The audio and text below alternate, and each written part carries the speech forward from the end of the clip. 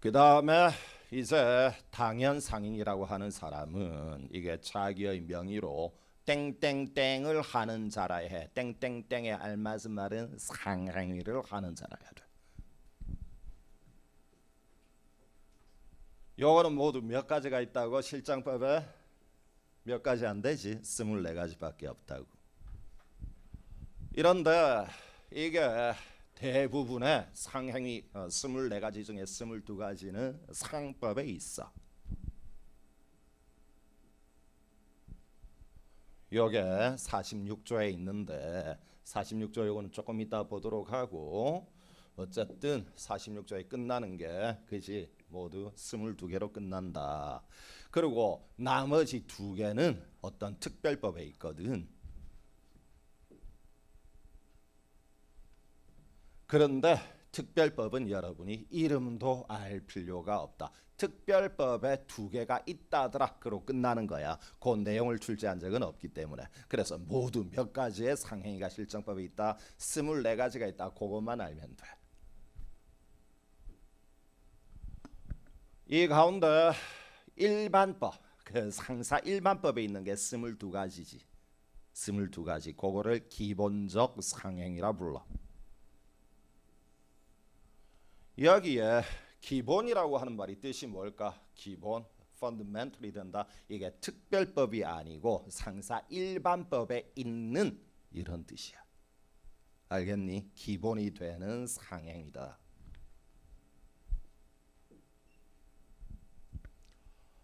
이런데 여기서 기본적인 그 상행위가 되기 위해서는 열거가 되어 있는 그 22가지 안에 들어가야 기본적 상행위야. 만약에 열거가 되어 있는 22가지 더하기 특별법인 2가지 모두 24가지에 걸리지 않는다면 어떤 상인이 될 가능성은 남아있지만 어떤 상인은 못 되는 거야. 시작. 의제 상인이 될 가능성은 남아있지만 24가지 안 걸리면 당연 상인은 절대로 못 되는 거야. 알겠니?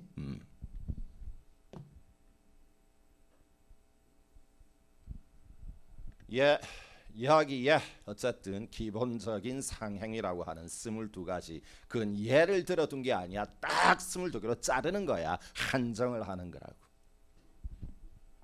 그 다음에 여기에 뭐 예를 들자면 그 22가지 가운데서 여러분들이 조금 알아먹기 어려운 것들은 내가 여기 써뒀고, 누구나 이게 뭐 상행이라는 걸 알 수 있는 뻔한 것들은 이게 그냥 메모를 해봤을 뿐인데, 메모 이제 따라서 하고 싶은 분들은 좀 메모하고 안 해도 크게 문제는 없고, 이건 누구나 다 알 거니까.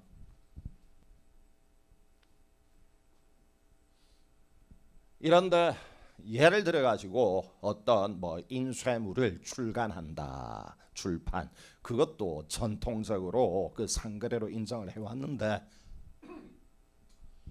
문제가 뭔가 하면 어떤 마을에 지역의 공동체의 소식을 전하는 어떤 유인물 같은 것을 지역민을 위하여 제작을 한다. 자기 사비를 들여서 라고 하면 그거는 돈 벌려는 게 아니잖아. 우리 아파트의 회보, 주민 회보를 자기 사비를 들여서 뭐 제작하는 그런 사람도 있잖아. 이런 건 그런데 그거는 돈 벌려고 하는 걸, 그 도저히 그런 걸 상행이라고 볼 수는 없는 거 아니야. 왜 이런 이야기를 할까? 여기 봐. 기본적인 상행위가 되기 위해서는 22가지 한정적으로 열거가 되어 있는 행위를 해야 하고, 둘째, 돈 벌려고 해야 상행위라고 부르는 거야. 영업으로 돈 벌려고 이 말이야. 알겠니? 반대로 말하자면 어떤 건 영업이 아닐까? 취미 활동, 그런 건 영업이 아니고 사회 봉사 활동, 그런 건 영업이 아닌 거야. 아무리 출판을 해도 그건 기본적 상행위를 하는 당연상이다 이렇게 말하지를 못하는 거야. 이런데 이런 거 있지. 우리가 정말로 많이 쓰는 단어이긴 한데 그 단어의 의미가 뭐니 그렇게 물으면 좀 갑자기 입이 컥 하고 막히는 게, 영업이 뭐야? 정말로 많이 쓰는 말인데 암기한다. 영업이란 첫째 영리의 목적이 있어야 되고, 둘째 오늘 하루만 하고 끝낸다 그런 건 영업을 하는 게 아니야. 쭉 계속해서 해야 돼. 그리고 남들이 알 수 있게, 대외적으로 인식할 수 있게 해야 영업인 거야. 그래서 요거는 여러분들이 외워야 된다. 어법 끝날 때까지 영업의 개념 요소 세 가지를 이제 자꾸 출제를 하거든. 어법까지 쭉 나오고 회사법이 나오고. 눈 감아 볼래? 영업의 세 가지 시작. 영리성, 계속성, 대외적 인식, 가능성. 눈 감고 10번 해.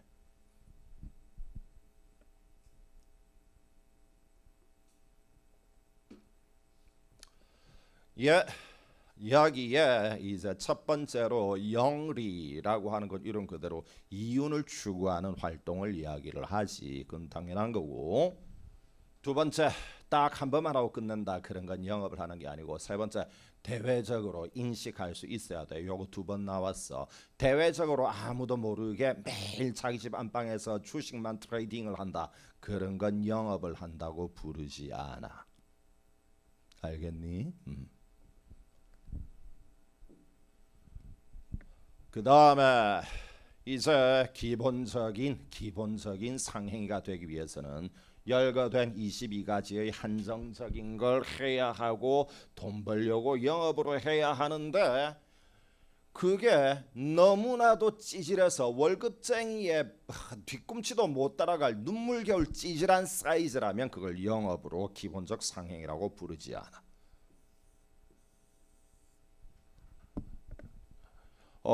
그래서 너무 영세한 규모의 활동은 그걸 기본적 상행위로 인정하지 않는다. 여기에 빨간 별 이런 게 이제 링크를 해뒀다는 거거든. 여러분 그 저 강의 노트에는 없고 그 필기 노트에 그냥 내가 링크를 해둔 거야. 여기 보자. 이제 46조의 개념 요소를 여러분이 읽을 수 있는가? 나를 따라와. 앞에 여러분들 노트 보지 말고 나봐. 어떤 걸 기본적인 상행이라고 하는 건 다음의 행위, 그게 22가지 행위를 해야 한다. 그런데 취미로 해서는 안 되고 뭐로 해야 된다? 돈 벌려고 해야 한다. 영업으로 하는 다음의 행위를 기본적 상행이라고 한다 그 말이야. 그러나 너무 찌질한 거는 그건 영업으로 기본적 상행위로 보지 않겠다. 그러나 뒤에 오로지 임금을 받을 목적으로 물건을 제조하거나 노무에 종사하는 자의 행위, 여기에 어떤 의미인가 하면 이게 사실은 번역이 독일어가 좀 잘못된 건데 우리말이 훨씬 어울려. 너무 찌질한 것은 기본적 상행위로 안 보겠다라는 이런 뜻이야. 예, 이런 식으로 해가지고 어쨌건 여러분은 당연상인의 개념 요소를 공부하셨다. 이제 조금 혁풍쌤이 어떤 식으로 강의 진행하는지 알겠나? 그 다음에 뭐 어떤 거 할까? 뻔하지. 이것도 시작하겠지. 그지? 뭐 또 막 이럴 거란 말이야. 이것도 오늘이니까 이렇게 하는 거고, 내일부터는 이거 할 시간도 없어. 눈 감고 니들이 다 해! 이럴 거야. 오늘은 그래도 조금 친절한, 그렇지. 요거 모두 맺고.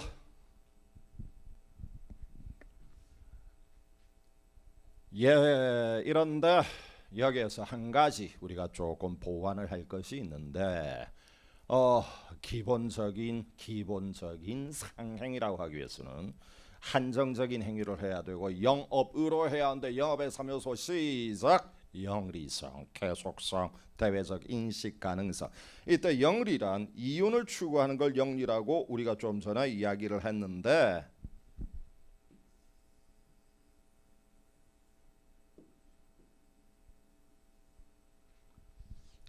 이게 말입니다. 여러분들이 회계학이나 세법하고 다르게, 그지? 상법의 경우에는 사람이 조금 이제 깝깝한 게 앞에서 했던 말하고 뒤에서 했던 말이 다른 경우가 생겨. 이게 숫자로 풀이하는 문제가 들어가는 세법의 경우에는, 뭐 원가의 경우에는 2 더하기 4는 6이잖아. 그런데 이게 법학에서는 2-4가 6일 때도 있고 5일 때도 있고 그래. 그러니까 사람이 어떤 게 옳아요 선생님? 그때 달라요가 정답이야. 영리의 뜻도 그때 다르다고. 일반적으로 영리의 뜻은 이윤 추구라는 뜻으로 쓰이는데 회사법에서는 영리가 다른 뜻으로 쓰여.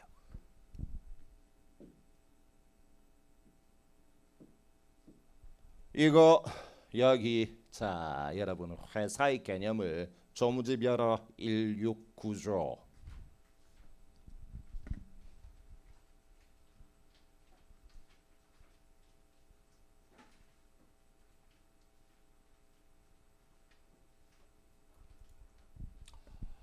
예, 여러분들이 생각할 때 어떤 걸 회사라고 부를 것 같습니까?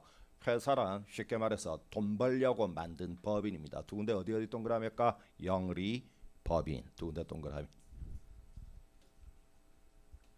그런데 이때 말하는 영리라고 하는 것은 이윤 추구란 뜻이 아니야. 어떤 A라는 법인이 아무리 이윤을 추구했다 하더라도 이때 획득했던 그 이윤을 구성원들, 멤버들, 만약에 구성원들에게 나누어 주지 않고 사내 유보만 천년만년 하고 간다면 그건 회사가 아니야. 전혀 구성원에게 분배하지 않는다. 그건 회사법 16구조에서 말하는 영리가 아닌 거야. 한 번 더 회사법에서 말하는 영리란 뜻이 뭐라고? 이익 분배라는 뜻이야. 일반적으로 영리란 이윤 추구란 뜻이지만 회사의 개념 요소로서 영리란 이익 분배라는 뜻을 가지고 있어. 하나 이 단어가 앞뒤로 맨날 똑같은 뜻으로 쓰이는 건 아니라고.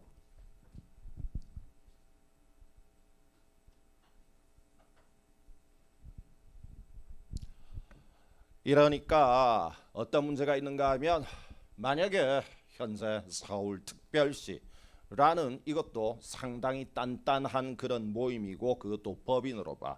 대한민국도 법인이고 서울특별시도 법인이야. 그걸 일반 공법인이라고 불러.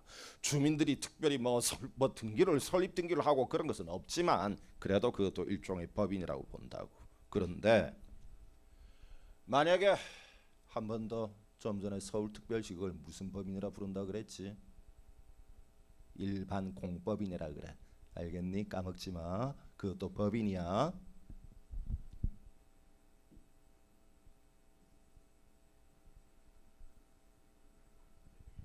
예, 이야기에 빨리 필기하고 이걸 뭐라고 그런다고? 일반 공법인.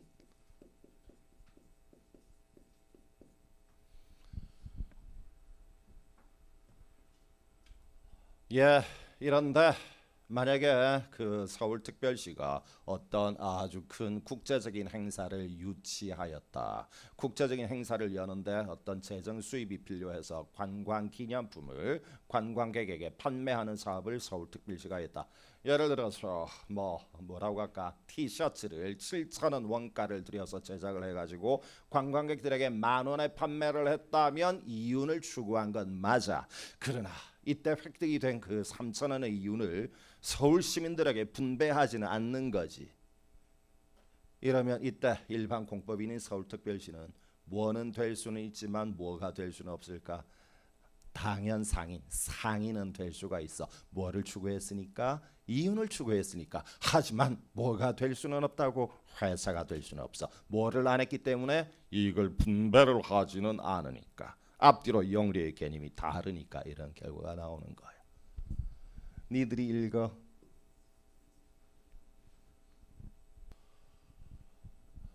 그 다음에 당연 상인과 대립이 되는 개념이 전통적인 24가지의 그 상거래 행위 아닌 다른 것, 예를 들어서 멜론이 하는 음원을 공급을 하는 이런 걸 가지고 먹고 사는 상인을 뭐라고 부른다? 의제 상인이라 불러.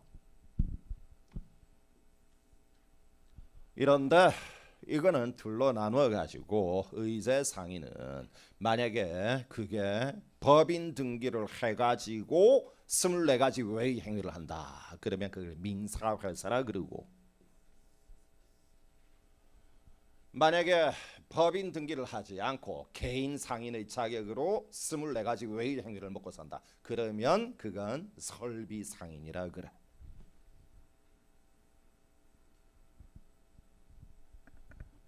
눈 감아. 뭐 상인은 뭐 더하기 뭐 두 가지가 있어. 시작. 의제 상인에는 설비 상인 더하기 민사회사 두 가지가 있다. 눈 감고 10번 시작. 예, 이 가운데 간단한 거 오른쪽에 양거로 2번부터 먼저 하자. 이거 아마 협공쌤 잘 모르겠는데 멜론 그것도 아마 회사 등기가 되어 있겠지. 그 거대한 것이. 이런 걸 이야기를 하는데 과거에 수백 년 동안 상행위로 인정이 되어 오지 않았던 걸 가지고 먹고 산다. 반대로 말하면 그 반대말은 뭘까? 수백 년 동안 상거래로 인정해왔던 24가지를 해서 먹고 사는 회사는 민사회사 반대말 상사회사라 그래.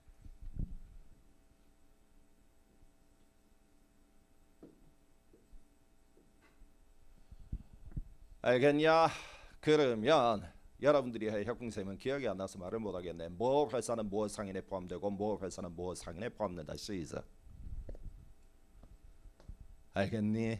그래. 24가지로 먹고 사는 상사회사는 당연 상인에 포함되고 24가지 아닌 걸로 먹고 사는 민사회사는 의제 상인에 포함되는 거야. 알았니?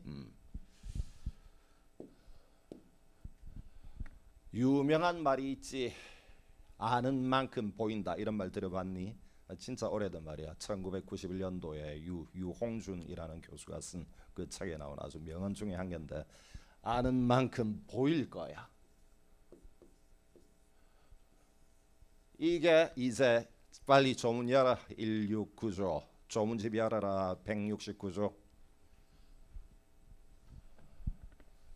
그것 봐. 조문집 없으니까 당장 우울하잖아 지금. 조문집 열어. 근데 협공쌤을 그렇게 뚫어져라 봐주니까 고맙기는 해. 근데 나를 보는 게 좋은 건 아니지. 169조 뭐라고 돼 있어. 거기 이 조문에 상사회사와 민사회사가 다 들어있어. 보이니? 이제 다른 색깔로 동그라미 하자. 거기 회사랑 상행위 그 밖이라고 돼 있나? 기타라고 돼 있나? 그 밖. 상행위 동그라미하고 그 밖 동그라미야. 그리고 여러분이 좀 전에 동그라미 했던 거기에 각각 뭔 회사라고 이름 써봐. 상행위라고 동그라미야. 그걸로 먹고 사는 회사를 뭐라 부르지? 상사회사라 그래. 그게 모두 몇 가지가 있지? 24가지가 있다. 그런데 그 밖, 그건 24가지 외의 것을 말하지. 그 밖 거기에는 어떤 회사라고 쓸까? 민사회사라고 쓰는 거야. 그 봐, 아는 만큼 보이는 거잖아. 그지? 그러면 여기서 또 뭘 할 수 있을까?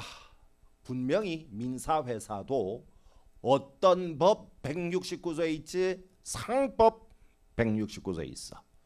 그래서 올바른 지문 민사회사에도 민법이 아니고 상법이 적용된다. 올바른 지문이야.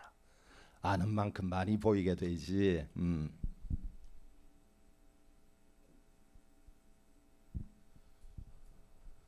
요게 4번인가 나왔을 거야.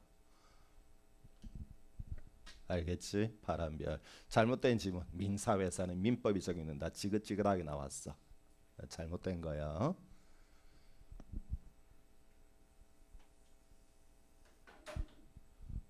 예, 이래서 한 번은 이런 문장으로 나왔어. 그래서 상사회사와 민사회사는 적용이 되는 법률에 있어서는 똑같기 때문에 구별할 필요가 없다. 올바른 말이야. 알겠니? 이게 이제 여러분들 조금 전에 24가지 외의 행위를 하는 것 가운데 법인으로 하는 거 그걸 끝냈습니다. 무슨 회사? 민사회사. 그거 말고 개인으로서 24가지 외의 것을 하는 걸 설비상인이라 그래. 이것도 자 정집 없는 친구들 오늘 많이 괴롭겠다. 법전 열어. 5조 1항.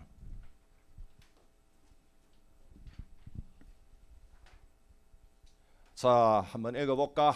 5조 1항. 거기 뭐라고 돼 있어? 점포든 아니면 그 밖에 유산 설비든 이런 설비를 갖추어 가지고 상인적인 방법으로 영업을 하는 자는 24가지 말고 다른 걸 하더라도 상인으로 봐주겠다. 한 번 더 읽어. 이런데 이제 5조 1항을 한번 보자. 5조 1항을 뜯어먹는 게임을 하는 거야. 그러면 어떤 사람이 개인 상인으로서 설비 상인에 해당하기 위해서는 어떤 요건이 있어야 하는가? 먼저 5조 1항의 조문에는 안 보이지만 자기의 명의로 해야 한다는 건 너무나도 옳은 거야. 만약 이 명의란, 노래 불러봐. 명의란 뭐의 귀속, 주체를 말하지? 법률 효과의 귀속. 나에게 법률 효과 귀속이 안 되면 당연 상인이든 의제 상이든 안 되는 거야. 그래서 자기의 명의란 글자가 빠져 있지만 워낙 올바른, 누구나 알 수 있는 거기 때문에 빼놓은 것일 뿐이야. 알겠니? 그래서 이제 두 번째, 자기의 명의로 24가지 외의 행위를 해야 돼. 만약에 자기의 명의로 24가지의 행위를 해버리면 어떤 상인이 되어버리지? 당연 상인이 되어버리는 거니까. 그 다음에 거기 5조 1항에도 취미나 사회 봉사활동으로 해서는 안 된다라는 어떤 글자가 있니? 어떤 글자? 영업이라는 글자가 있잖아. 돈 벌려고 해야 되는 거야. 당연 상인이든 의제 상인이든 돈 벌려고 해야 그게 상인이거든. 영업이라는 글자 동그라미에 거기 5조 1항에 영업 동그라미 했니? 그 다음에 쓰고 싶으면 쓰고 쓰기 싫으면 말고 여기 영업의 3요소 노래 부르면서 쓰고 싶으면 시작. 영리성, 계속성, 대외적 인식 가능성 똑같다고.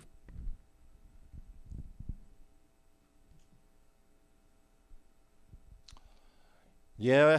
그 다음 5조 1항에 조문에는 안 나와 있지만 월급쟁이에도 뒤꿈치도 따라가지 못할 정도로 너무 찌질하면 그것은 의제 상인으로도 안 봐줘. 그래서 조문에는 없지만 기업으로 봐줄 만한 너무 불쌍한 사이즈라서는 안 된다.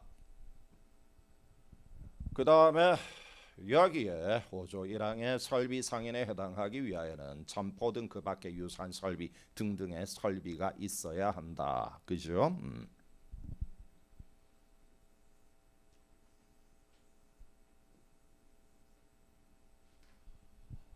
여기에 마지막이 중요하다. 5조 1항 조문에 상인적인 방법이란 글자 빨갛게 동그라미하고 빨간 별까지 매겨둬.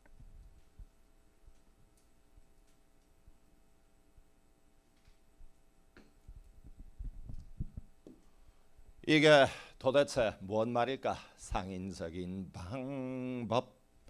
여기 자 이게 법률적인 문장이란 이따위야. 조금 전에 내가 파란 밑줄 건가 한 읽어봐. 상인적인 방법의 개념이 뭐라고? 읽어보니까 어때? 또 황당해. 뜬구름 잡는 소리야. 그지? 이게 뭔 말인가 하면 일반적으로 일반인들이 볼 때 저분은 뭔가 장사를 하는 분이구나 라고 인식할 수 있는 그런 방법으로 행동을 한다는 거야. 이거는 거꾸로 말하면 만약에 화가가 그림을 그린다. 물론 화가가 미를 추구하고 예술적인 뭐에 도달하는 게 목적이 있겠지만 솔직히 돈 벌려는 의도가 있잖아. 그런데 그 화가가 그림을 그리는 것을 아이고 화가 아저씨 요새 장사 잘 되십니까? 이런 식으로 일반적으로 말하지는 않지. 그걸 예술가 화가는 상인적 방법으로 활동하는 자가 아니다. 이런 식으로 표현한다는 뜻이야. 이 황당한 말의 의미를 이제 알겠니? 알겠냐? 그런 뜻이야. 그 다음에 물론 의료인들, 의사들도 여러 가지 그지 숭고한 사명 의식도 있겠지만 솔직히 돈 벌려는 목적도 있을 거 아니야. 그런데 아이고 의사 아저씨 요새 좀 짭짤하십니까? 돈 좀 되십니까? 이렇게 부르지는 않지. 그것도 의사는 상인적인 방법으로 활동하는 자가 아니다.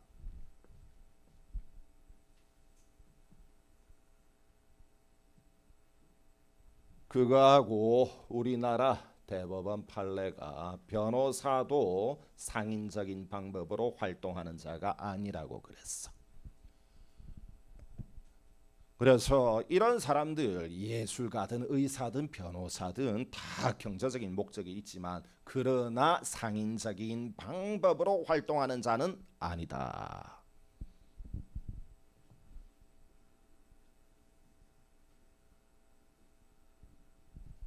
예. 이제 여러분이 퀴즈 읽어. 혁풍쌤이 이제 막 나가는 모습을 보여줄게. 퀴즈 동그라미 1번, 2번, 3번 니들이 모두 읽어.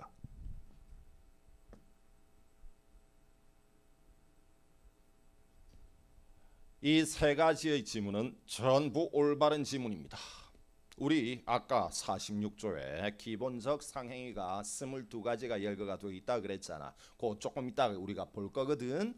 그런데 좀 이따가 볼 거야. 걱정하지 마. 그런데 22가지 안에 변호사의 활동은 열거가 안 돼 있어. 그래서 뭐 형사 피고인을 변호한다 또는 뭐 민사 등등의 사건에서 소송 대리를 한다 등등은 열거가 되어 있는 문구가 없다고. 그러면 22가지 특별까지 다 나가서 24가지의 열거가 안 돼 있기 때문에 변호사는 뭐가 될 수 없다. 당연 상인은 되지 못하는 거야. 그 다음에 동그라미 2번 읽어. 그런데 만약에 개인 변호사 혼자 홍길동 변호사가 홍길동 변호사 사무실이라고 이렇게 이제 그 영업점을 오픈을 했다라고 할 때 그러면 의제 상인은 될 수가 있을까? 개인 변호사니까 법인이 아니니까 민사회사는 아닐 거고. 그런데 하지만 개인이라도 설비 상인이 될 수 있는지가 문제인데 아이고 안 지웠네. 안 보이지 니들? 눈 감아봐. 설비 상인의 개념을 외워봐.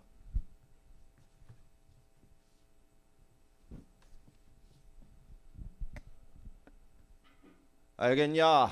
마지막으로 어떤 방법으로 영업을 해야 설비 상인이 된다. 상인적인 방법. 그런데 대부분 판례가 변호사는 상인적인 방법으로 활동하는 자가 아니다.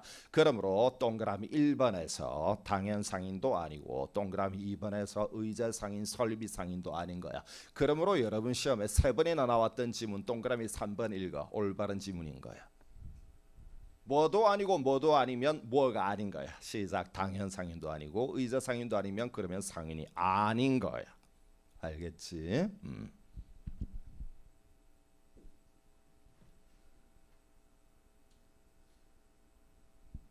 그 다음에 우리나라 대법원 판례가 세무사와 법무사도 상인적인 방법으로 활동하는 자가 아니다. 그리고 작년에 세무사도 상인적인 뭐 아마 좀 이따가 나올 거야. 회계사도 그러면 상인적인 방법으로 활동하는 자가 아니다. 물론 변호사든 회계사든 세무사든 법무사든 회사를 만들면 뭐가 될 수 있을까? 민사회사는 될 수가 있어. 알겠지? 근데 개인으로 이런 직업을 하는 사람은 상인이 아니라는 뜻이야.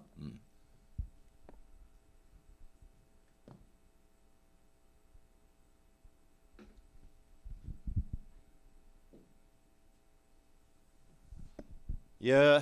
그 다음에 이제 상인의 개념은 크게 종류가 두 가지, 당연 상인과 의제 상인이 있다. 그런데 그거하고 별개로 작은 규모의 상인, 너무 찌질해서 도저히 상인으로 못 봐주겠다. 그 커트라인은 살짝 넘기는 했는데 그러나 규모가 그래도 좀 너무 가난한 상인이다. 상인이라고 볼 정도의 그 커트라인은 넘었지만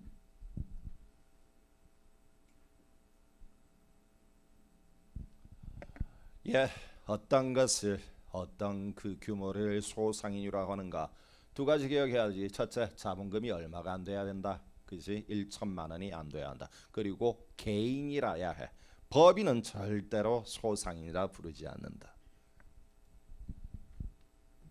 이러면 이렇게 아주 그 적은 규모의 상인 반대로 소상인 반대말을 대상인 그럴까? 설마 그렇게 유치할까? 반대의 개념은 완전 상인이라 그래요. 그래서 여기에서 여러분들이 먼저 알아야 되는 거 1번 퀴즈 빨리 읽어. 아래쪽에 1번 퀴즈. 알겠니? 법인은 자본금이 설령 500만 원이라 하더라도 그건 완전 상인입니다. 알았지? 요거도 문제가 3번 나왔군요. 그 다음에 만약에 어떤 개인이 자본금이 1천만 원이 안 된다. 소상인이다. 그러면 워낙 규모가 이거는 사이즈가 작기 때문에 우리 실정법에 있는 어떤 네 가지 조문은 적용하지 않는다 그래. 사이즈가 이 정도면 어느 정도가 될까? 아마 오이하고 뭐 저 가지 호박 이런 거 몇 개 이렇게 뭐 그냥 이마에 이고 빨간 고무대야 이고 다니는 할머니 혹은 노점도 규모 웬만하면 1,000만 원 넘거든요. 노점 가운데서도 작은 거 이런 정도를 말하는 건데 이런 사람들이 자기가 직접 경영을 하지 않고 지배인을 고용할 리는 거의 없겠지. 그래서 지배인 규정을 적용을 안 하는 거야. 그리고 여기에 무슨 브랜드를 그지 그렇게 이마에 이고 다니면서 오이 주식회사 뭐 이런 이름을 쓸 리도 없을 거 아니야. 그지? 상호도 안 쓴다. 상호에 관한 규정도 이런 사람들에게는 적용하지 않는단 말이야. 그리고 등기를 할 리도 아마 그지 없을 거고 이런 사람들이 회계장부나 그런 재무제표 따위를 만들 리도 없을 거고 그죠? 네 가지를 적용하지 않는다. 그런데 요거를 성가신 거는 뭐 머리 글자를 따버린다. 읽어. 알겠나? 눈 감아. 뭐의 머리 글자지? 소상이는 지상 등장을 안 한대. 눈 감고 그게 뭐의 머리인지 시작.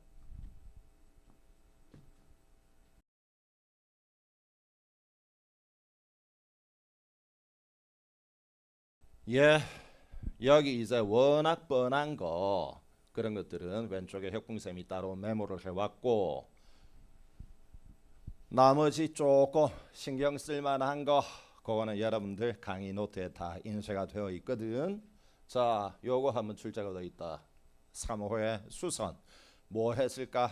카센터가 나왔어. 이 카센터가 상인일까 아닐까? 상인이고 당연 상인이라고 하는 게 출제가 된 적이 있어. 그 다음 이제 네 번째 호 4호 읽어봐. 어떤 거 생각이 나니? 수도를 공급을 한다. 가스를 공급을 한다. 주로 지방 공공단체가 많이 하는 거지. 그건 뜻이 뭘까?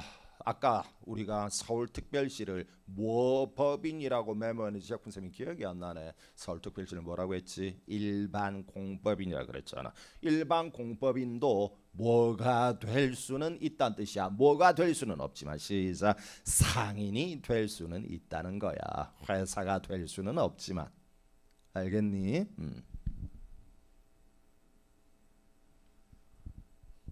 예. 그 다음에 5호 그거는 넘어가고 여러분 시험에 안 나온 거야. 그 다음 아까 이야기했던 거 요거 기억나니? 그지? 원칙적으로 출판은 수백 년 동안 전통적으로 상거래 행위로 인정했다. 하지만 돈 벌려는 목적이 없다면 영업이 아니라면 그거는 상행위가 아니라는 건 당연한 거고 여기 영업으로 아래쪽에 있는 건 다 해야 되는 거니까. 그지? 어쨌건 출판도 22가지에 있다는 점.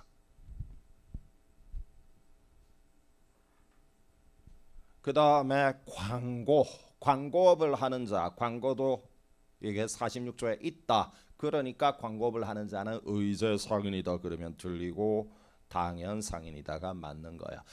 그러면 여러분들 이거 도대체 선생님 46조에 나와 있는 거 머리 글자 따서 한번 외울까요? 아니야 얘들아 그러는 거 아니야. 이런 글자가 있었던 느낌이 든다. 그러면 그걸로 푸는 거지. 이거 머리 글자 따고 그러는 거 아니야. 이걸 어떻게 머리 글자를 따? 나도 못 따. 그래서 여기에 진하게 표현을 해둔 게 전부 다 기출인 건데 선생님 진한 거라도 머리 글자를 따고 싶으면 니들이 따는데 권장 안 해. 그냥 이런 게 46조에 있었던 것 같더라. 이 정도면 되는 거야. 예, 광고가 있다는 걸 알고 그 다음에 이거 뭐지? 정보. 이게 정보라고 하는 것은 별 좋은 게 아니야. 개인의 기밀을 탐지하는 거. 우리나라에서 제일 많이 쓰는 이름이 아나 흥신소라는 거 들어봤나? 주로 어떤 거 하되 배우자의 불륜을 적발해 달라 이런 거에 가장 많이 쓰이거든. 그런데 여기에 있는 것은 뜻이 뭐라고? 설마 출제자가 배우자의 뭐 이런 말을 기밀 탐지라는 뜻이야. 알겠지? 요것도 46조에 열거되어 있다. 그거를 두 글자로 뭐라고 표현한다? 정보라고 표현을 한다는 걸 기억하고 이런데 이런 건 46조에서 말하는 그 정보가 아니야. 예를 들어서 저 앞으로 실물에 투자한다면 두바이산 원유가 좋을까요? 금이 좋을까요? 엔화가 좋을까요? 제가 볼 때는 엔화가 가장 좋아 보입니다만 아이고 어드바이스 해주셔서 고맙습니다. 수고비 100만 원 이런 거 투자에 관한 정보를 어드바이스 제공을 해주고 돈을 받아가는 그런 사람들도 있지. 투자에 관한 정보 여기서 말하는 정보가 아니에요. 여기서 말하는 정보는 배우자의 불륜 그걸 말하는 거야. 알겠니? 여기 경영 기법을 자문을 해주고 그 수수료를 받아간다. 그것은 46조에 열거되어 있지 않다. 알겠냐? 그건 여기서 말하는 정보가 아니다. 그러면 경영 기법을 자문하고 수수료를 받아가는 자는 뭐 상인이 될 수는 없고 뭐 상인은 가능해. 시작. 당연 상인이 될 수는 없고 의제 상인은 될 수 있다. 그거 2번 나왔어.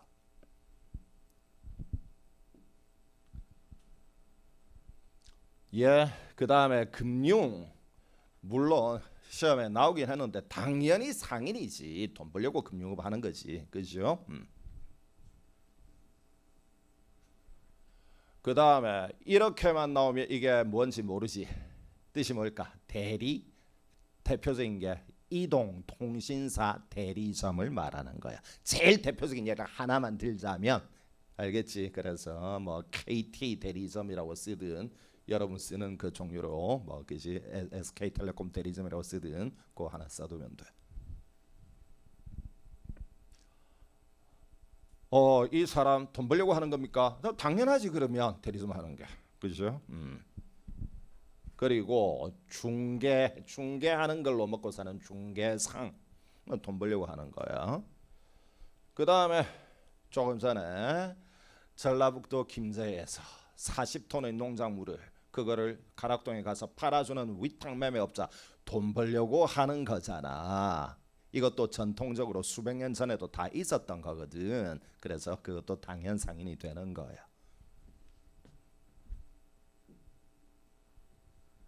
그 다음에 이제 아래쪽에 15호 그건 여러분들 시험에 아직 안 나왔고 하하 이거 타이핑이 잘못됐네. 이거 굵은 글씨라 해야 돼. 이거 에이, 이걸 아직까지 나 지금 나름대로 굵게 쓰고 있는 중이야.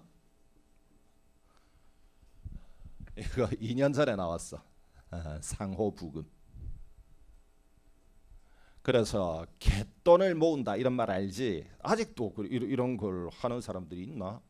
어쨌건 뭐 이따 치고. 그런데 재작년에 그 갯돈을 모으는 그 수고를 해주고 용역 수수료를 받는 그것도 전통적으로 아마 이거는 한 400년이나 뭐 이 전까지는 은행업이 발달하기 전에는 이게 거의 유일하게 그지 목돈 마련한 수단이었을 거니까 그때는 금융업을 아마 대신했겠지. 어쨌건 수백 년 전 전통적으로 상호부금 갯돈 모으는 그것도 당연 상인으로 인정했다는 점을 기억한다. 재작년에 나왔다.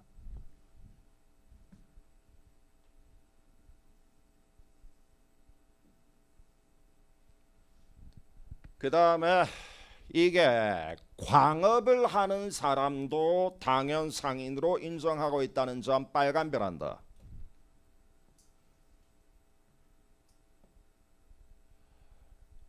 이게 왜 중요한가 하면 우리가 뭐 산업을 분류할 때 그지 1차 산업, 2차 산업, 3차 요새는 뭐 4차 산업 시대 어쩌고서 뭐 이런 말도 하잖아. 그런데 아무것도 없는 맨 바닥에서 원시 그 산출물을 이 채취하는 행위 가운데에서는 광업만 당연 상인으로 인정하고 있어.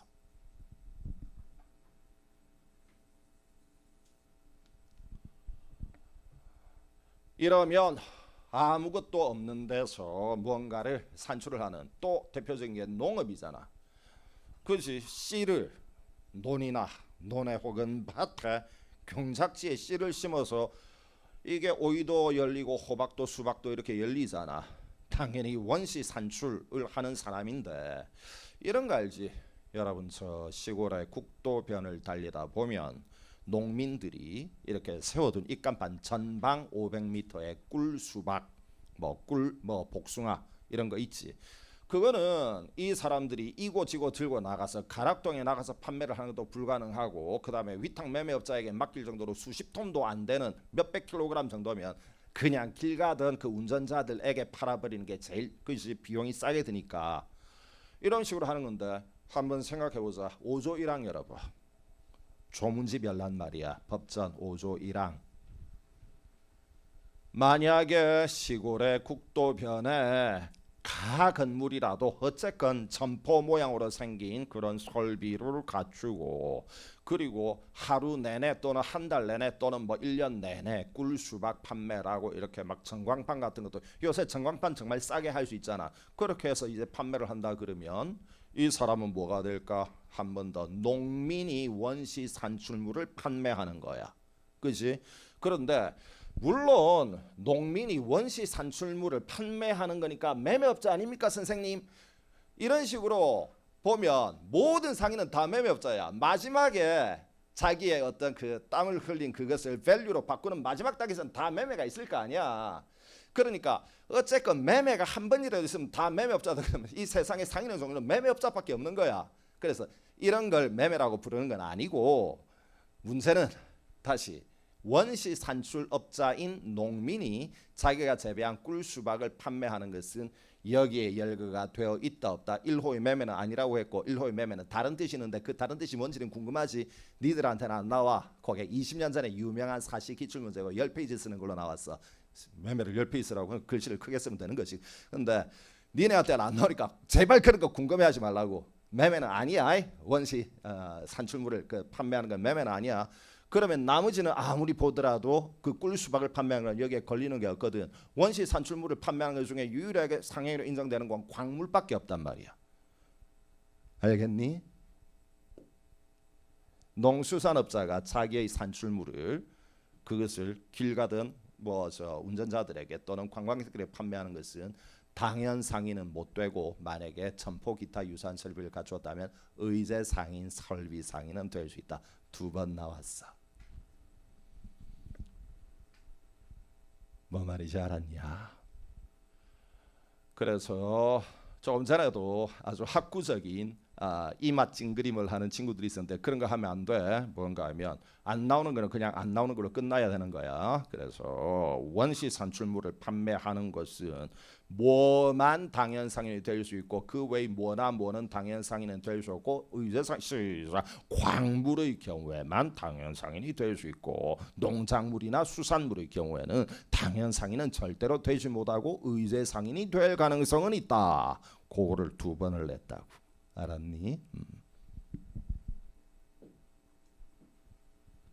그 다음에 여러분들이 재무회계에서 열심히 했던 금융리스 당연히 그건 돈 벌려고 하는 거지.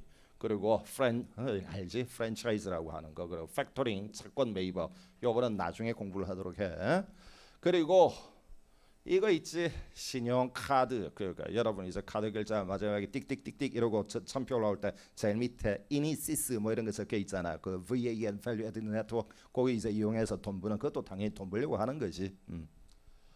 뭐 이런 정도야. 한 번 더 당부하는데 머리글 짜서 외우시는 막 이런 게 있었던 거 그 느낌이 있다 그러면 당연 상인이고 그 정도로 이제 끝내는 거야. 이제 우리가 뭐를 공부를 하는가 하면 우리가 상인의 개념은 이제 알겠는데 이거를 어느 시기까지는 이 사람이 상인이 아니다가 언제부터 상인이 되는가 이런 걸 이제 공부를 하는 거야.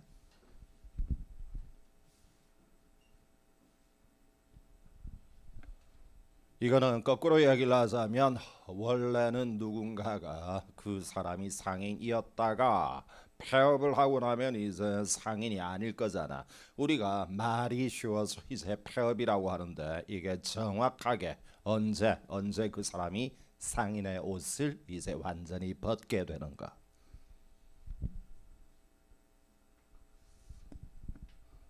예. 요거를 이제 공부를 하는데 그게 이제 영업 활동을 하는 그 범주를 3가지 인격으로 나누어 가지고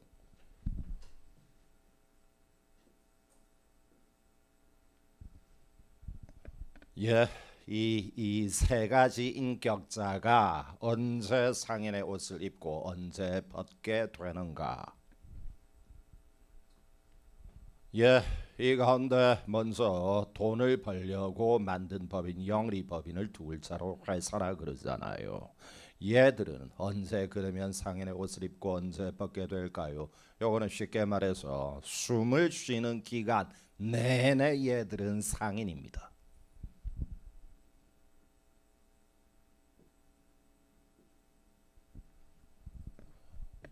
요거 조금 전에 밑줄 건 거 뭔 말인지 알겠나? 그게 법인 중에 영리법인인 회사는 쉽게 말해서 응애하고 딱 탄생하면 바로 상인이야. 이러고 나중에 언제 옷을 벗게 되지? 상인의 옷을 벗는 거 숨이 끊어져야 상인의 옷을 벗게 되는 거.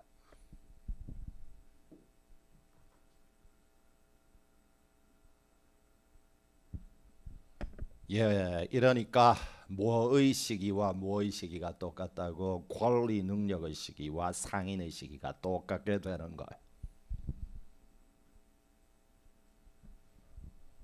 이거를 딱 한 번 이제 여러분 시험에 나왔던 용어인데 뭐라고 부른다? 태생적인 상인이다. 응애하고 탄생하면 바로 상인이다 이런 뜻이야.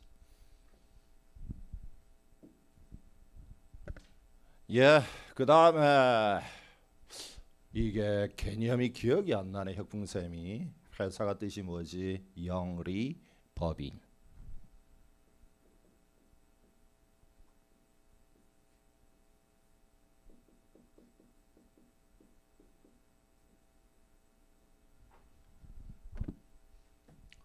이러면 거꾸로 이야기를 하자면 어떤 것은 회사가 아닐까?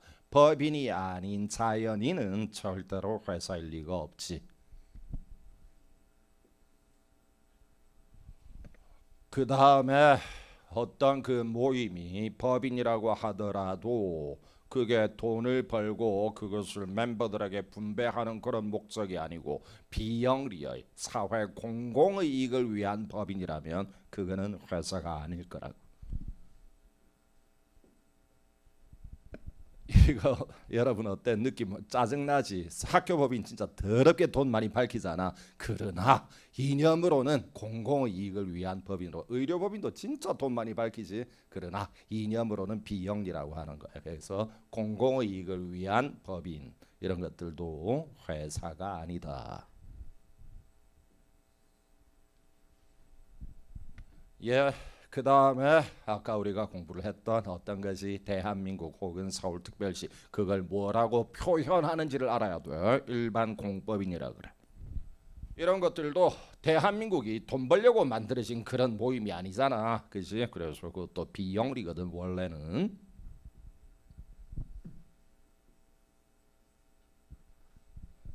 예, 이 가운데 이제 뭐 일단 강의를 할 때는 일반적인 사람을 위주로 자연인을 위주로 공부를 하겠습니다. 이게 뭔가 하면 이게 일반적인 사람은 언제 그러면 상인의 옷을 입게 되고 언제 벗게 되는 걸까요? 아버지가 만약에 만두 가게를 하는 상인이라고 하여 아버지가 이번에 아이를 낳았는데 아이가 응애하고 태어나자마자 상인이 될 리는 없는 것 아닙니까? 회사하고는 다르거든요. 그러면 이 아이가 나중에 무럭무럭 커가지고 나도 아버지의 업을 물려받아 가지고 나도 뭔가 음식점을 하겠다라고 어떤 단계에 이르러야 그게 상인이 될 건데,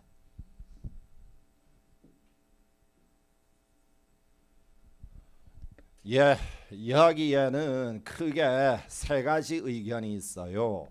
먼저 준비를 이제 하는 거지. 이 아이가 이제 제대를 했다. 나이가 뭐 21, 22이 되었다. 그래서 나도 예를 들어 가지고 뭐 가게를 아이스크림 가게를 하겠다 그러면 의자 하나를 딱 이제 구입을 해서 가게 오픈을 준비를 해도 바로 상인이 된다라는 학자들의 의견도 있고, 그 다음에 두 번째로 의자를 구입을 한 것만으로 상인으로 인정하기는 어렵다. 왜? 의자는 꼭 그게 상인만 쓰는 것이 아니고 가정주부도 의자가 필요하고 학생도 필요하니까 의사 따위로는 안 되고 적어도 남들이 볼 때 이 사람이 영업을 지금 준비하고 있구나라는 느낌이 강하게 오는 업소용 냉장고. 이건 가정용 냉장고하고 모양이 완전히 다른 거잖아. 이런 정도를 구입을 하는 준비 단계에 들어가야 상인이 된다라는 학자도 있고. 예, 이게 이제 또 한 가지 의견은 뭔가 하면 이런 의자를 구입을 하거나 혹은 업소용 냉장고를 구입을 하는 이것도 부족하고 모든 준비가 다 끝나서 쉽게 말해서 첫 번째 손님을 받는 단계라야 상인이 된다라는 학자들 의견도 있는데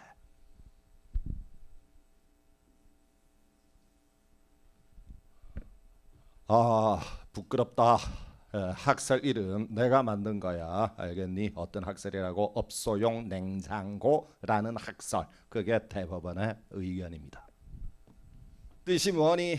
의사를 구입을 하는 그거 가지고는 상인으로 인정할 수가 없다. 적어도 이때 그 준비하는 행위가 업소용 냉장고 정도라면 그 업소용 냉장고를 매도하는 사람이 뭔지는 모르겠는데 이 청년이 앞으로 가게를 하겠구나라는 걸 상대방은 눈치를 챌 수 있었을 거 아니야. 그 정도라야 이 청년이 상인이 되는 거다.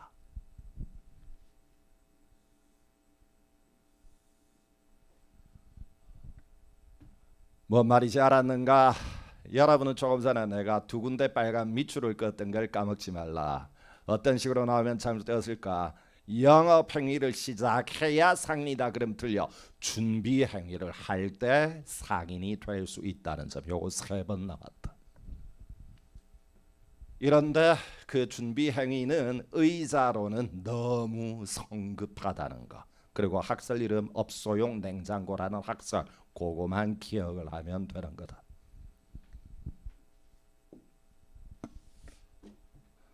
예, 그다음 그러면 이 청년이 가게를 일단 시작을 했다가 승승장구했으면 좋았을 텐데 가게가 좀 안 된 모양이지. 폐업을 한대.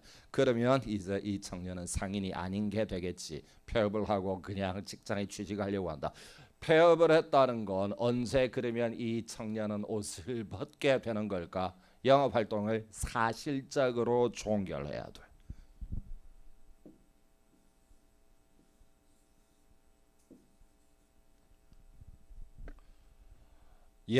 여기에도 어떤 게 나왔는가 하면 잘못된 걸로 예를 들어서 이 청년이 영등포구에서 식당을 했다. 그런데 영등포구청에 폐업 신고를 하는 순간 상인 자격을 상실한다. 그러면 잘못된 거야. 뭐 말인지 알았나? 월요일 날 폐업 신고를 했는데 아직도 식재료가 한 이틀치가 더 남아가지고 이틀을 영업을 더 했다. 그리고 수요일 날 완전히 식재료가 떨어져서 문 닫았다. 그러면 수요일 날 상인 자격이 없어지는 거야. 알겠지? 요거 한 가지만 알면 돼.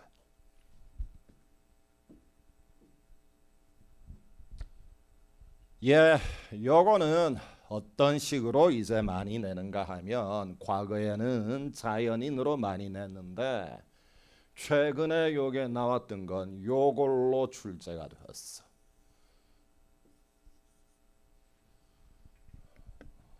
뭐 예를 들어 가지고 여러분들이 이제 학교에 다닌다. 뭐 건국대학교, 한양대학교 이런 거 학교 법인이잖아.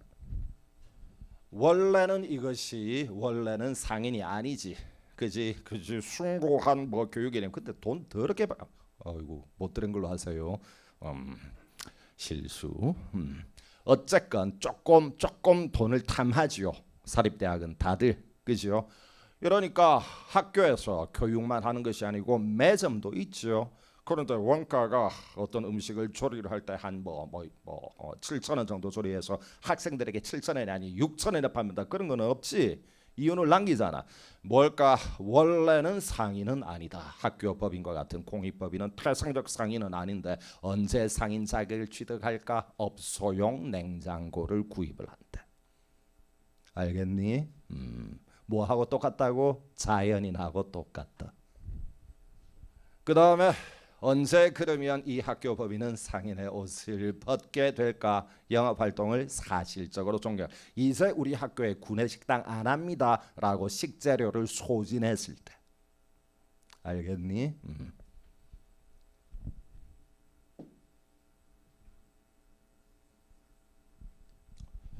예, 아래쪽에 동그라미 1번 읽어.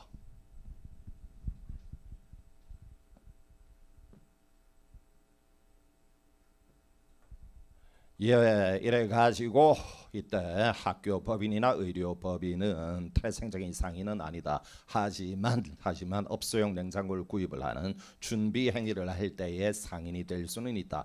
그러나 그것을 절대로 학생들에게 분배를 하지는 않기 때문에 뭐가 되지는 못한다. 회사가 되지는 못한다. 그 뻔한 내용이 자꾸 이제 반복이 되는 거예요.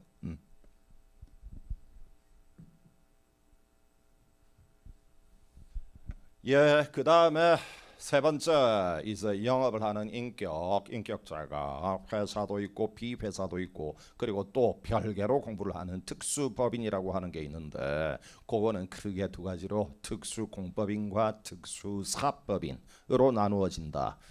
여러분 여기에도 조금 더 연구하지 말라.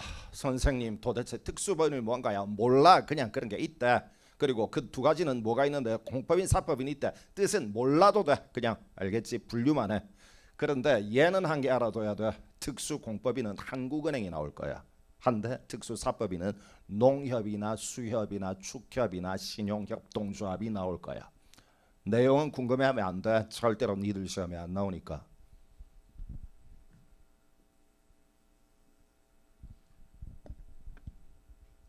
예, 이럴 때에 중요한 것이 한국은행은 그러면 언제 상인 자격을 취득할까? 한국은행은 말이야 절대로 상인 자격을 취득을 못해. 아무리 한국은행이 뭐 국제적인 행사를 유치한다 하더라도 절대로 관광기념품 티셔츠 따위 판매하는 건 절대로 안 돼. 알겠지? 특별법이 금지하고 있다고. 한국은행 설치에 관한 법률이 그걸 금지하고 있다고. 그리고 그러니까 언제 한국은행이 상인의 옷을 벗게 되는가 그것도 따질 필요가 없는 거야.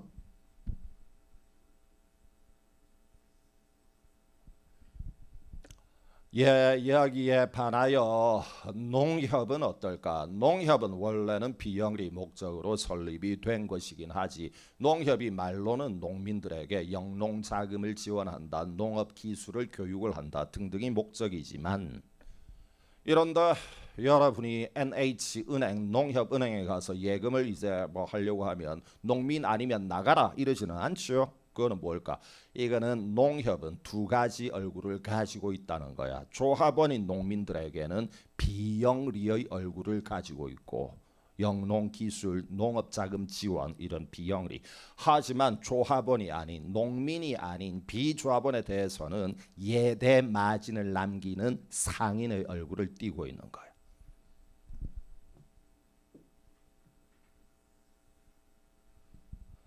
예, 이래가지고 농협이나 신협을 뭐라고 부르기도 한다. 두 개의 얼굴을 가지고 있는 법인이라 그래서 중간법인이라고 부르기도 해. 이런데 문제는 농협은 그러면 상인 일수가 있을까? 조합원에 대해서는 상인이 못 돼.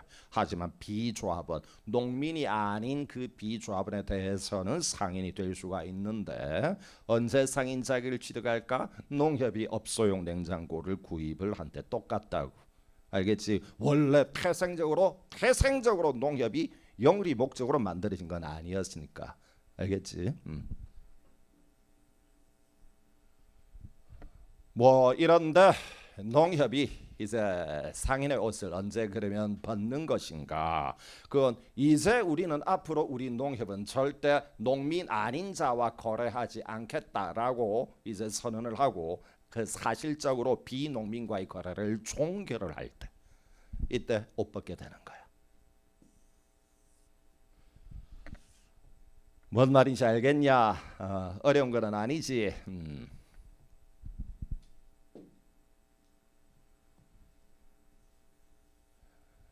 예, 어려운 건 아닌데 얘들아, 내가 이야기를 하는 걸 니들이 끄덕끄덕 한다고 해서 그게 절대로 아는 것은 아니지. 내가 말하는 걸 끄덕끄덕 했을 뿐이야. 실전에서는 그 끄덕끄덕 따위로는 문제가 안 풀리는 거야. 그러니까 뭘 해야 돼? 아까 동그라미 1번, 2번, 3번을 집에 가서 꼭 복습을 해야 되는 거야. 그래야 여러분의 그 지식이 힘이 되는 거지. 이거 맨 아래줄 동그라미 2번 읽어.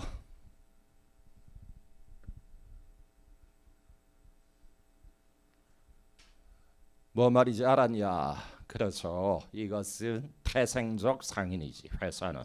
그러니까 언제 상인 자격을 상실한다? 숨이 끊어져야 상인 자격을 상실한다. 숨이 끊어지는 시기는 등기 시점하고는 관계없고 사실적으로 청산사무가 종결되어야 하는 것이다.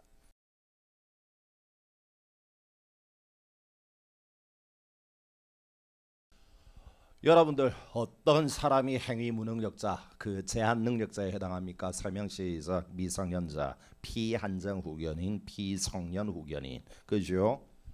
이걸 민법에서 말하는 행위 능력을 이걸 상거래법에서는 영업 능력이라고 합니다. 똑같다.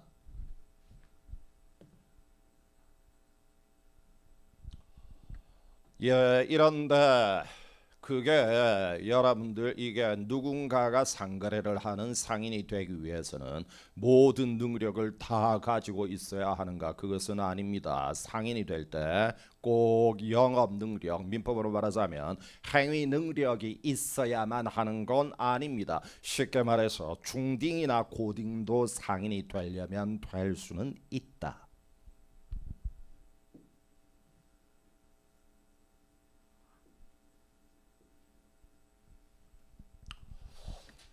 몇 번 나왔는지 모르겠다. 10번은 넘게 나왔다.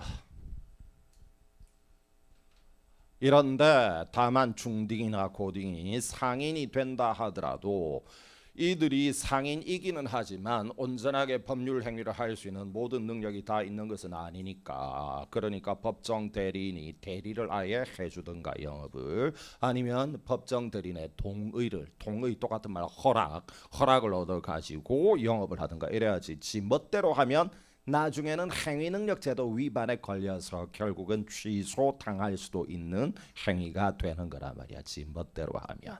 그러나 중요한 것은 뭐 나중에 취소를 당할지언정 상인은 되는 거야.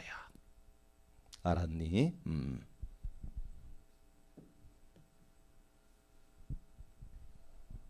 예, 여기에 관련이 되는 조문 6조 읽으세요.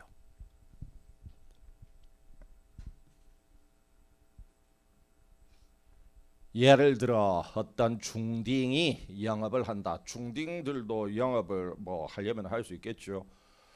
우리 아들들은 알고 있지만 나는 모르는 것들이 엄청나게 많잖아요. 온갖 뭐 컴퓨터 이야기하면 나는 못 알아듣는 말들이거든요. 그리고 뭘 또 사고 팔고 뭐 당근 이러면서 뭐 그게 돈을 버는 건지 모르겠는데 하여튼 뭐 그런 짓들을 많이 하고, 그런데 분명히 하려면 하는데 지 멋대로 하면 그건 나중에 행위 능력에 위반되었다. 상법으로는 영업 능력에 위반이 되었다. 이런 식이지만 어쨌건 업으로 하려면 상인이 될 수는 있다.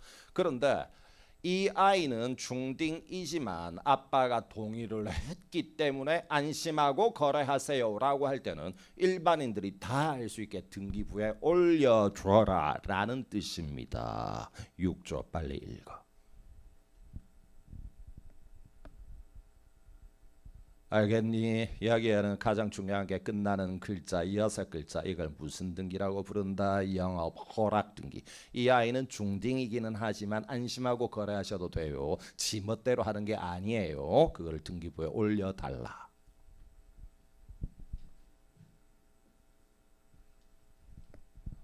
그 다음에 자 아래쪽으로 하나 건너뛰고 8번째 조문 8조 1항 읽으세요.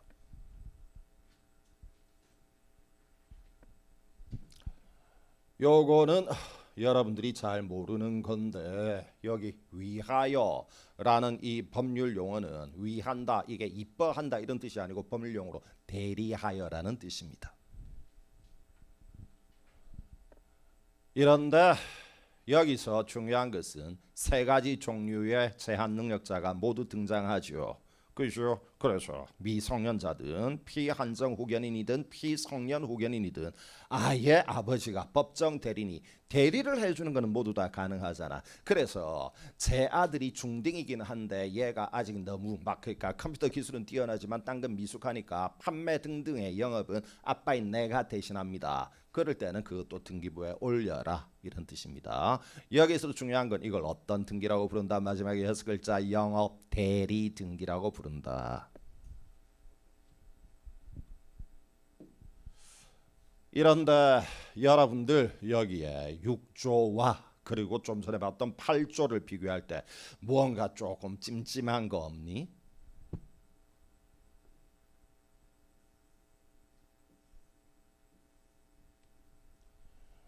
여기에 영업 대리 등기의 타겟이 겨냥하는 그 조문이 겨냥하는 바가 타겟이 세 개의 제한 능력자라는 건 알겠어. 이 세 명 모두 다 법정 대리니 대리해 주는 거는 다 가능하잖아. 그런데 영업에 동의를 했다 또는 허락을 했다라는 이 6조의 타겟에는 누구 하나가 빠진 것 같지 않니? 누가 빠진 것 같아? 그지? 피한정 후견인이 빠졌잖아. 왜 뺐을까? 외워라. 이거 설명을 하면 한 20분에서 25분 걸리거든. 그래서 한 25분을 투자하면 알게 할 수는 있는데 그건 비경제적이야. 눈 감아. 뭐 등기의 타겟은 누구 한 명이지만 뭐 등기의 타겟은 누구 세 명이다. 시작. 알겠니? 영업 대리 등기의 타겟은 3명이 모두 들어가. 하지만 영업 허락 등기의 타겟에는 누구만 있고 누구는 없다고. 미성년자만 있고 피한정 후견인은 없어. 왜 빠졌을까 궁금해. 그냥 외워. 알겠지? 민법이 10년 전에 개정이 되면서 이렇게 조문이 바뀐 건데 왜 그렇게 바뀌었는지를 설명하기는 어려워. 외운다. 이게 원래 아버지라는 사람 혹은 작은아버지 큰아버지라는 사람 이 사람들이 주로 법정 대리인이 되거든. 이런데 이 사람들이 행위 무능력자를 위하여 활동을 해야 하겠지만 사실은 그 제한 능력자를 엄청나게 빨아먹고 착취하고 잔인하게 구는 경우가 많이 있잖아. 이러니까 그게 어떤 특별법에 의해서 아무리 법정 대리인이라 하더라도 뭐 행위만은 하지 못한다라는 조문을 두고 있는 게 여러 군데 있어. 그리고 특별법이 없다 하더라도 가정법원에서 판사가 큰아버지 당신 예를 들어서 10가지 행위가 있다 그러면 1번에서 8번까지 행위는 할 수 있지만 9번 10번은 위험하니까 큰아버지인 후견인 법정 대리인 당신이 하지 마시오 이러는 식으로 제한을 가하는 것들이 있단 말이야. 그런데 어떤 행위는 법정 대리인이 하지 못하는지 여러분은 알아 몰라? 모르지. 대한민국 국민 가운데 그걸 아는 사람은 극히 일부의 법조 전문인들 외에는 모른다고. 그런데 만약에 이때 누군가 법정 대리인이 그 제한 능력자를 대리해서 행위를 했던 게 가정법원에서 하지 말라 또는 법률이 하지 말라고 했던 9번 10번의 행위를 했다면 그거를 상대방인 아무개라는 사람하고 그 법정 대리인하고 계약을 했다면 아무개 씨는 이게 법률 전문가가 아니면 이거는 법정 대리인이 대리해서는 안 된다 그걸 모를 거 아니야. 몰랐던 사람에 대해서 모르는 거는 뭐 네가 무식해서 모르는 거고 이 계약은 무효야. 네가 그 법정 대리인에게 돈 5억 원 줬어. 아니 모르겠고 너 5억 원 헛돈 쓴 거야. 이런 식으로 잔인하게 굴면 안 되거든. 거래 상대방을 보호를 해줘야 한다.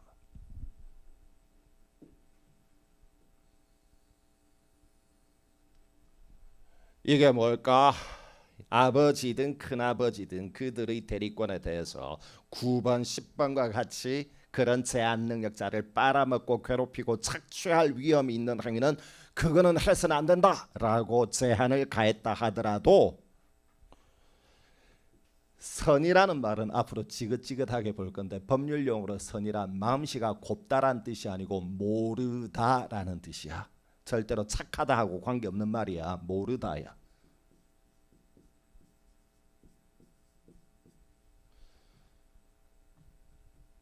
이게 9번이나 10번의 행위만은 아버지나 큰아버지가 해서는 안 된다는 걸 몰랐던 선의의 상대방 아무개시에 대해서는 네가 썼던 돈, 헛돈 쓴 거 그건 네가 무식해서 그런 거고 임마, 이런 식으로 해서는 안 되고, 선의의 제3자에 대해서는 유효한 계약으로 인정해 줘야 한다, 이런 뜻입니다.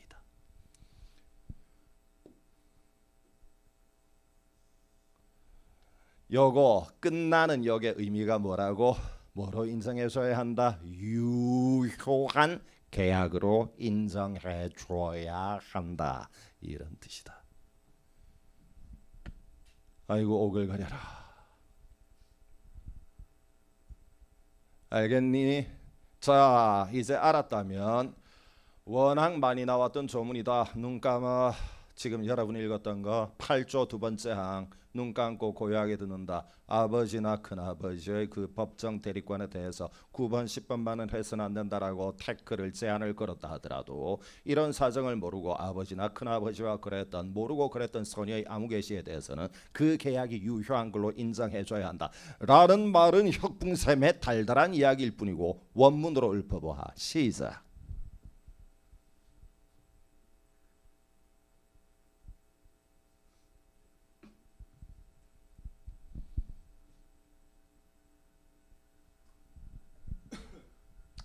예, 그다음 이제 7번째 그 조문이 중간에 빠져 있는데, 우리가 나중에 회사법을 공부하기 전에는 여기서는 뭐 적당히만 이해를 하고 들어갈 거예요. 회사법의 개념이 무한 책임 사원이라는 말이 나오는데,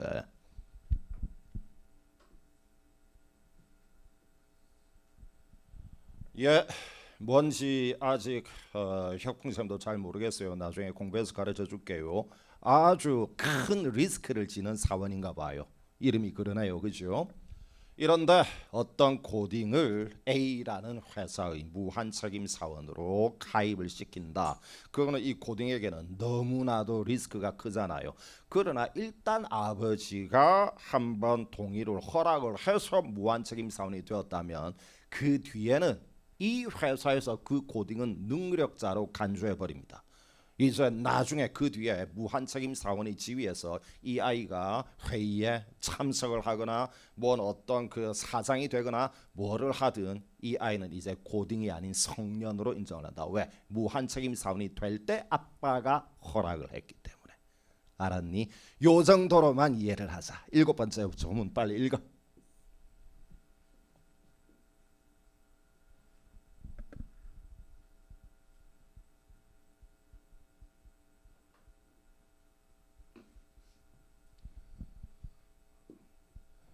여기에도 뭐 동의라고 하든, 그지? 동의라고 하든 허락이라고 하든, 그러면 여기에도 원래는 제한 능력자가 이 7번째 조문 7조의 타겟에는 누구뿐만 아니라 누구도 들어가야 할 것 같은 느낌이 들지? 피한정 후견인도 들어가야 할 것 같지만 빠진다고. 여기에도 이게 안 들어간단 말이야. 안 들어간다고. 안 들어간다고. 왜 안 들어가는지는 외우라고. 알겠니?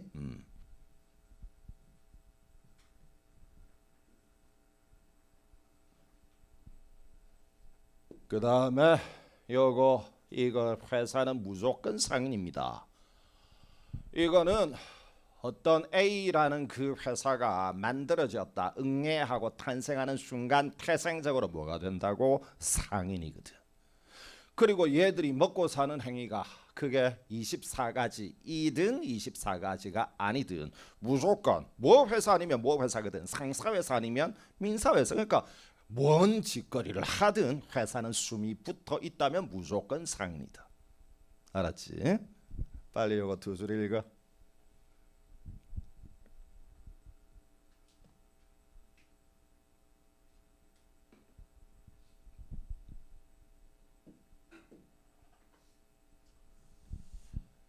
예, 그 다음에 이제 그러면 단원이 또 끝나는 부분에 문제가 나오는데, 여기서 제일 중요한 건 절대로 아래쪽에 정답이나 해설을 읽으면 안 돼. 실력 안 늘어. 1번 문제 빨리 풀어봐. 1번.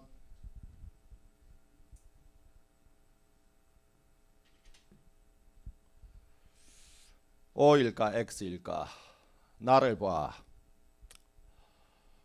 이거를 잘못 생각을 하면 농협은 선생님 중간법인 특수사법인 아닙니까? 그러니까 예를 들어서 농협이 하나로마트 이런 걸 하나로마트 그 농협이 하는 거거든. 그런데 하나로마트 등을 운영을 해서 농민 아닌 서울에 있는 시민들 비농민들에게 하면 그때는 상인이 될 수 있는 것 같고 그때는 영리를 목적으로 어쩌고 저쩌고 될 것 같은데 상인작이 인정되지 않는다. 1번 잘못된 지문 같은데 올바른 지문이야. 아까 선생님 중간법인이라 그러지 않으셨나요? 두 개의 얼굴을 가지고 있고 비조합원에 대해서는 상인이 될 수 있다고 하지 않으셨나요? 분명히 그랬지. 그런데 이게 올바르다고요? 올바른 문장이야. 빨리 진하게 3초 동안 연구해봐. 해설 보지 말고.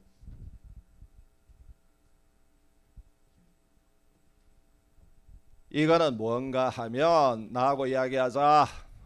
그가 해설 읽으면 실력 안 들어. 나하고 이야기해야 돼. 이게 서울 촌놈들은 모르는 말이야. 시골 출신들은 아는 말이고 시골에 가면 이번에 내가 무와 배추를 기껏해야 한 500kg 정도 재배했다. 할머니 할아버지급이겠네. 청년들은 뭐 하면 기본적으로 5톤 10톤 이렇게 가니까. 그런데 할머니 할아버지가 500kg 재배한 걸 위탁 매매업자를 불러가지고 가락동에 위탁 매매업자 수수료가 안 나와. 어디에 맡기는지 아나? 그가 농협가 시골 출신들은 이때 추억이 돋는다 이런 말 하세요. 구판장이라고 있어. 여기에다가 맡겨. 그러면 농협에서 그걸 할아버지 할머니 대신에 판매를 해준다고. 알겠니? 이거는 하나로 마트란 뜻이 아니고 농민이 자기가 스스로 판매를 할 역량이 없는 소규모 농작물을 농협에 팔아달라 그럴 때 그거를 판매를 해주는 거고 이럴 때는 농협은 1원 한 푼 남기는 게 없어. 완전 비영리야. 물론 비용을 받기는 받는데 전기료 혹은 수도료 등이 필요하다면 진짜로 소액 1,000원, 2,000원 이거 받아. 영리를 목적으로 받는 게 아니라고. 알겠니? 하나로 마트라는 이야기가 아니라고. 농민을 위하여 비영리의 목적으로 그들이 판매 대행을 하고 농민을 지원하는 활동을 해. 그러면 이때는 농협은 영업으로 하는 거야? 아니야. 우리가 크게 상인을 두 가지로 당연 상인과 의제 상인으로 나누지. 당연 상인은 24가지를 영업으로 돈 벌려고 하는 거고 의제 상인은 24가지 외의 행위를 영업으로 돈 벌려고 하는 건데 이 동그라미 1번 동그라미가 아니고 이 1번 그 문제의 경우에는 영업으로 그걸 판매 대행을 하는 게 아니야. 하나로 마트를 말하는 게. 하나로 마트의 경우에는 서울 시민에게 판매를 할 때 농협이 상인이라고. 하지만 여기서 판매하는 건 그거하고 다른 거야. 1번은 올바른 지문이야. 빨리 1번 해설 읽어.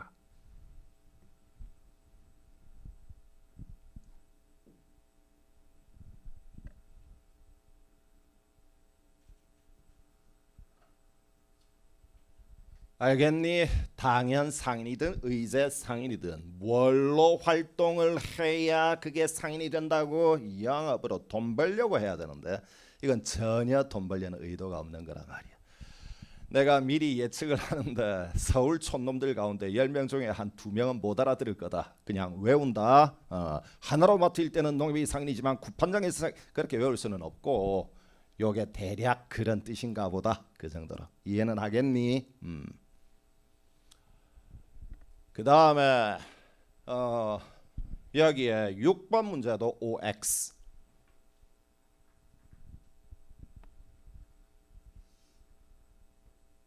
아까 우리가 뭐라고 했니? 상인이 되기 위해서는 반드시 영업 능력자일 필요는 없다. 중딩 고딩도 상인이 될 수는 있다. 물론 그들의 행위가 취소당할 여지는 있지만 상인이라는 걸 부인할 수는 없다는 것이다. 알겠나?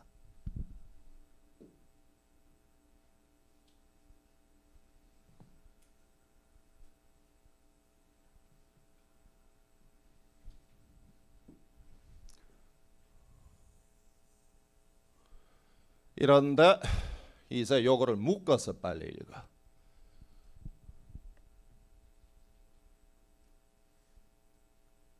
뭐라고? 상인이 되기 위해서 영업 능력이 있을 필요는 없지만 권리 능력은 있어야 돼. 왠지 나한테 나한테 좀 설명을 해줘. 혁분쌤 몰라서 도움을 청하는 거야. 왜 권리 능력은 있어야 돼?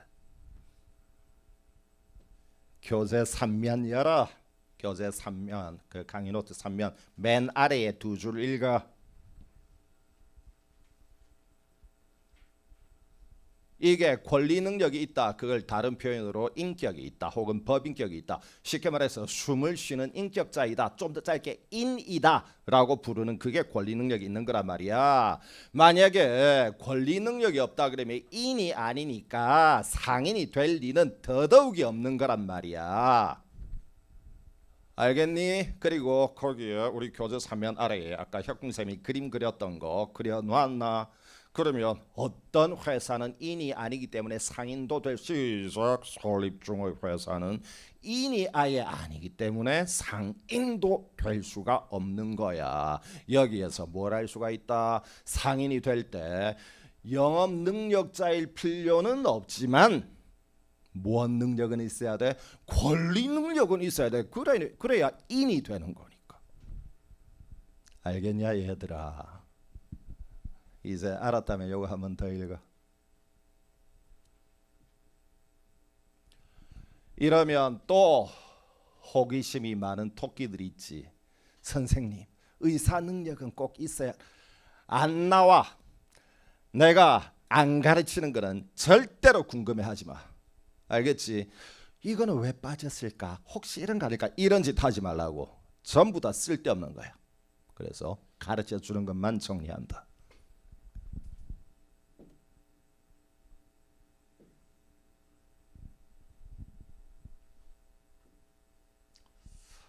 예, 그러면 여기에 6번 빨리 여러분 해설 읽으시고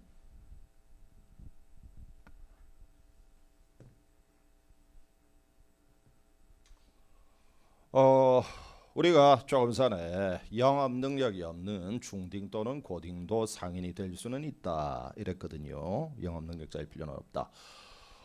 이게 중딩이나 고딩을 아버지가 대리하여 영업거래를 할 때도 그때도 상인이 되는 것은 중딩, 고딩, 미성년자가 상인이 되는 거예요. 그 이유를 여러분이 아직은 잘 몰라. 지금 바로 우리가 뚫어버리자. 요거는 이제 내일 범위에 들어가는 것인데 미리 여기에서 우리가 뚫어버립니다. 이게 대리라고 하는 게 어떤 식으로 법률 행위가 이루어지는지 구조를 한번 보면 여기 뭐 만약에 서울에 엄청나게 돈이 많은 땅 부자인 사람이 있대요. 이 사람의 재산은 뭐 500억이다. 뭐 혹은 뭐 조단이라고 하지 몇 조 원을 가지고 있다. 이런데 최근에 충남 공주에 있는 1억 원짜리 땅을 매각을 할 일이 생겼다. 땅 부자 이 사람 입장에서는 1억 원 정도면 하룻밤에 술값도 안 되는 껌값 푼돈이다. 이 고귀한 분이 그 1억 원짜리 땅을 매각을 하러 직접 계약을 체결하러 충남 공주까지 내려갈 수는 없고 충남 공주에 친척이 사촌 동생이 산다. 이럴 때 땅 부자인 본인이 그 아우에게 그지 충남 공주에 사는 사촌 동생에게 네가 1억 원짜리 땅을 매각을 하라. 내가 대리권을 너에게 수여할 테니 매각을 하라. 그거를 법률 용어로 뭐라고 한다? 이제부터 민법 이야기야. 수권행위라 그래. 뜻이 뭘까? 대리권을 수여하다. 그걸 짧게 수권이라고 부르는 거야. 그러면 이제는 이 아우는 대리인이라는 그런 지위를 취득을 하는 거지. 그리고 이제 땅 부자인 본인의 대리인으로 상대방하고 법률 행위, 쉽게 말해서 계약을 체결하는 거야. 1억 원짜리 땅 매매 행위. 그러면 이때 본인은 서울에 있는 땅 부자고 대리인은 충남 공주에 사는 그 아우 사촌 동생인데 문제는 이때 매매 계약이란 법률 행위는 대리인과 상대방이 체결을 하는데 매도인이 되는 것은 그것은 사촌 동생이 매도인이 되니 땅 부자인 본인이 매도인이 되니 땅 부자인 본인이 매도인이 되는 거잖아. 그것이 한마디로 법률 효과는 누구에게 귀속이 된다고? 매도인이라는 법률 효과는 본인에게 귀속이 되는 거야. 예, 요게 민법에서 한 일주일 걸리는 분량인데 우리는 워낙 영민하니까 1분 만에 끝냈습니다. 민법의 대리의 구조. 또 혁풍쌤 특기가 또 나오지.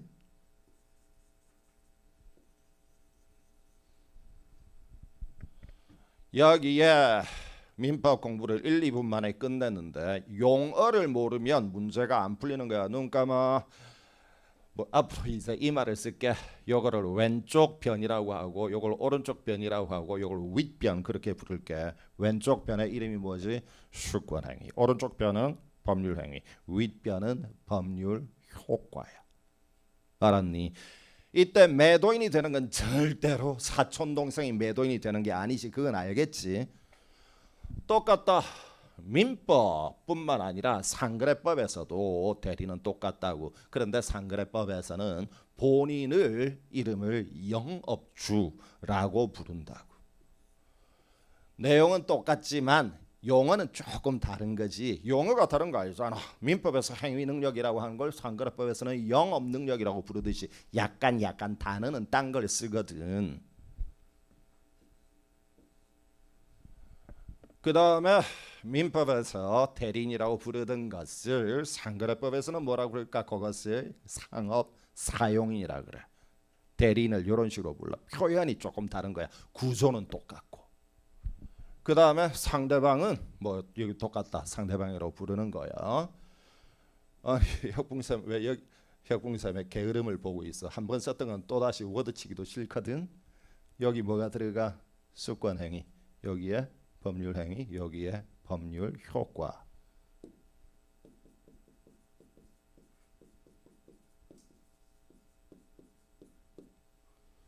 이런데 그것뿐만 아니고 따로 수권 행위를 하지 않는다고 하더라도 이제 니들은 쓰지 마.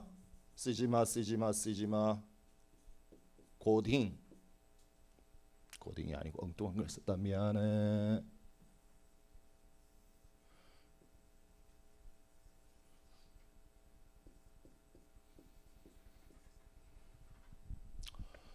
여기 이 자리에 고딩이 있어. 그런데 고딩에 대해서 누가 법정 대리인이 되지? 아버지가 법정 대리인이 되잖아.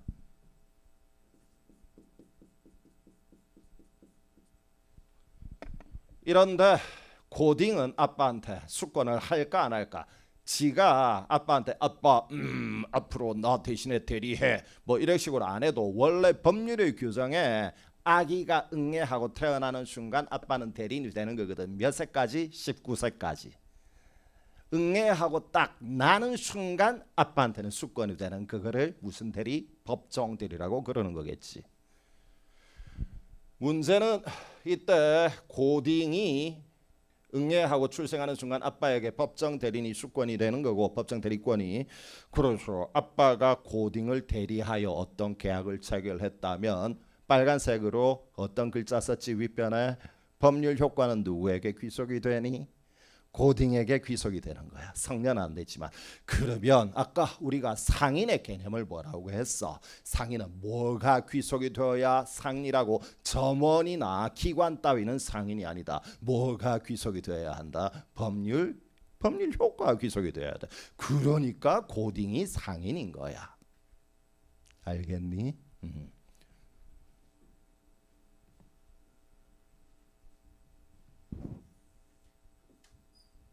요거 빨리 빨간 별 두 줄 읽어.